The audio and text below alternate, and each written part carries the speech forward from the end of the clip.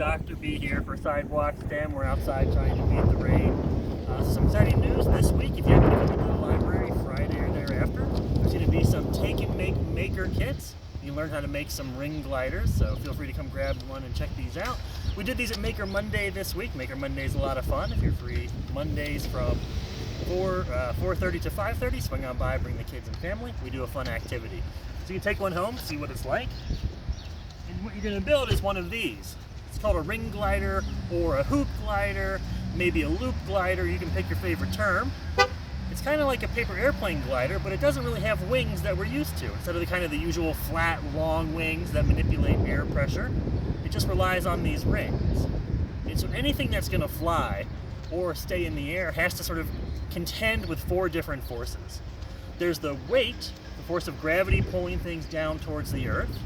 So the lighter something is, the less weight it has. The heavier it is, the more weight it's going to pull it to the ground. And there's also the lift. That's the air pressure that's going to push up on the bottom of the object, whether it's a bird or a helicopter or a plane. And engineers are really good at designing things so that the lift that pushes up can overpower the weight that pulls it down. This is how planes stay in the air.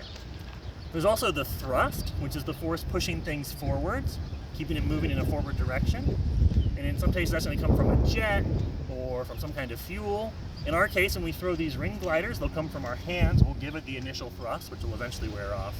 And that's competing with the drag, the force of friction and air resistance that's coming this way and kind of stopping or slowing the object.